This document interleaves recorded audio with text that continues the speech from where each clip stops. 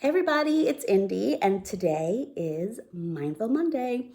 I have started to look so forward to filming these series because I love the community that we're creating around it.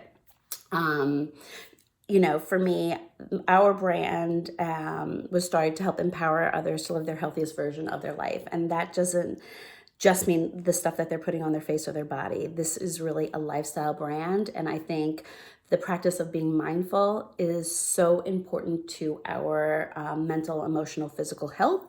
I will tell you, it is not something that happens overnight. The practice of mindfulness takes time. I've been doing it for 10 years and I'm still a work in process. I actually started this practice after I was diagnosed, and I said that, for whatever long I had left on this earth, I was going to spend every day being passionate, do everything on purpose, and be fully present. And I do think the practice of being present is one and the same with being mindful, at least for me. So some people call it all different things: mindfulness, present, being in the zone, etc. But basically, it's being focused about what's going on in here and in here. And I am honored that you allow me to be a part of this journey with you. So last we left off, we were talking about mindfulness in the workplace, and really wanted to find out, like, sound off below, what did that bring up for you? So many of you guys chimed in on how you're going to, turn off your emails. It's something I do now. I put my phone the other way, so I'm not looking at texts, etc. So when I'm focused on something, I'm truly focused at getting the task done. Oftentimes we distract ourselves when we're avoiding working on something that we're uncomfortable with, and or that we don't want to pay attention to because it's bringing up something. So I think it's important that when you're finding that, be mindful. Think about why, and then see, is there something that can be done to change the way you're looking at it? Maybe it's asking a colleague for help. Maybe it's doing research on how you can be better at Excel or something like that. Like I said, we often distract ourselves when it's something that we're uncomfortable doing. And listen, I do it too when I hate doing my expense reports, so I distract myself with everything else. And then when I sit down to it, it really doesn't take me that long. It was just I was playing that soundtrack in my mind, and I think I watched my daughter do it too, in work and at schoolwork, and she's talking about it and complaining about it. And when she sat down to it, it took her far less time than what she was doing to distract herself. I think it's called procrastination. We spend so much time in our jobs, and that's why I think it's so important to talk about mindfulness in the workplace, because truly I spend more time with my work family than I do with my biological family. And so it's important to establish a healthy working environment, and that's why I think it's really important that we think about these things. I want you to create work that you're proud of and that you're passionate about. And that doesn't mean you're going to be passionate about everything you do at all moments of the day. But I do think there are opportunities to bring joy into tasks that you're doing. Even if you believe you're in a job that you don't want to be into it. I get it. I get it. I was in jobs that I didn't necessarily love. But until I made that switch, I made opportunities for myself to find joy in it. And that's what I'm challenging you to do. I want you to be financially, fiscally responsible. I don't want people, quitting their job because they said, well, Indy said I need to be more mindful, and I didn't realize they didn't like it, so I quit my job and now I can't pay my bills. No, that's not what I'm saying. I'm saying there are ways to go about it. And if you're in a position while you're trying to consider what that next step is, find ways to bring joy into the current work situations. Whether it's rearranging your desk or using colored pens, and I know it sounds trivial, but it does spark joy. I also think that it's important to spend time with yourself and really nurture that self-care side when you are in a position or you are having one of those rough weeks, etc.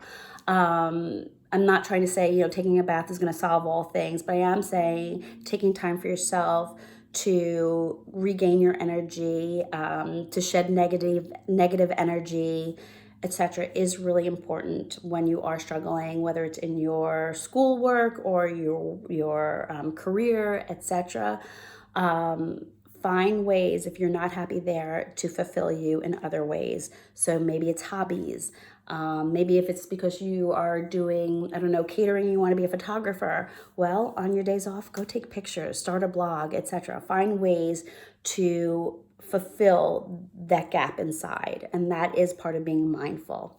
So that's kind of what I wanted to talk about and talk to you. Like, what do you do? Like, this is a community. What ways are you finding that you're able to create space for things that inspire you, to fill up those areas where there might be a void?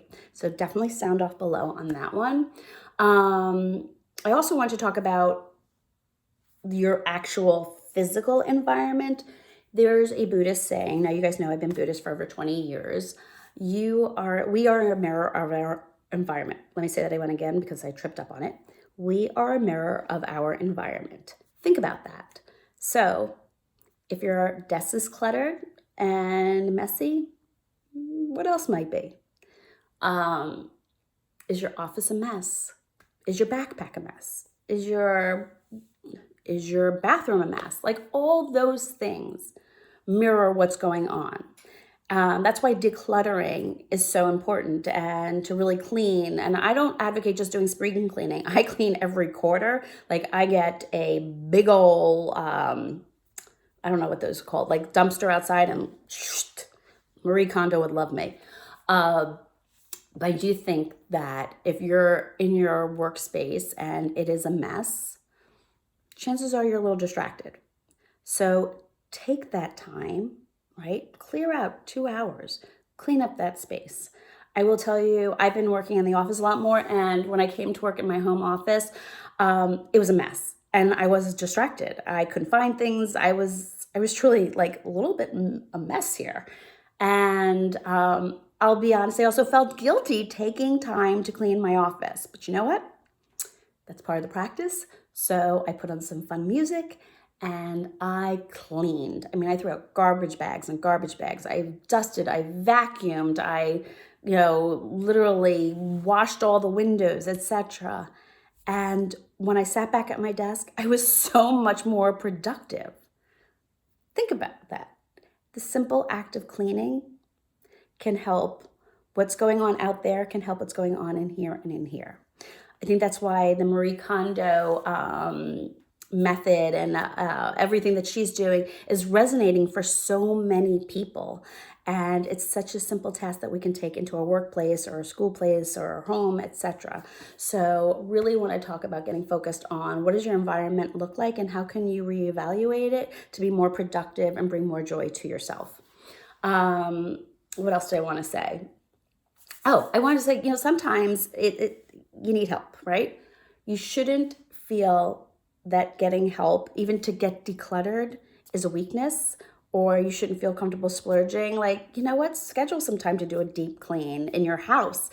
It's so you spend money to do things for yourself. It's fine to, they have those apps handy and etc. Have someone come in for a few hours to help actually clean your house with you.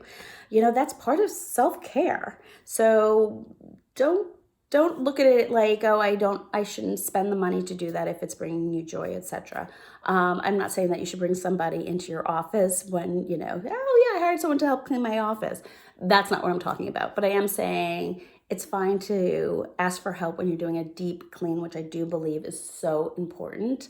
Not just during spring. I think doing it several times a year is really, really important. For those of you who don't know who Marie Kondo is, look her up, look up her Instagram, look up her, she had a Netflix series on. I know after I watched her, I cleaned out my closets, my kids' closets. It was nuts. But it really helped create a different environment. And that's why I think that practice of you are a mirror of your environment is something important to look at. I think that's all I really want to unpack for today. I really just think I'd love to hear what you guys think about this. Sound off below.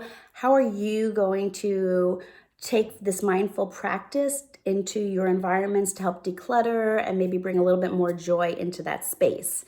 I think it's really important to create a space that inspires you, in both in your house and in your workplace, etc. So sound off, can't wait to hear. And remember, again, like I said, mindfulness practice doesn't happen overnight. Be kind, be gentle to yourselves. I will see you next week. I have to tell you, I'm so excited for the rest of this week.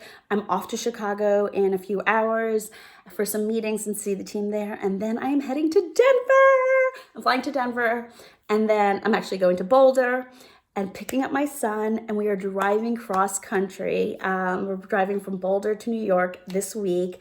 Talk about being mindful. Oh my gosh, I'm going to be fully present for every moment. As he's getting older, I know the time that we get to spend together like that, just one-on-one time, gets less and less. And I cannot wait to just spend time soaking him in. So I won't be probably as much on Instagram, probably Thursday, Friday. Maybe I'll do an AMA with him. And I'm sure when he's driving, I might be checking Instagram, but I'm really going to take that time with him. And by the way, that is a self-care practice too. So have a great rest of your week, and I'll see you next one.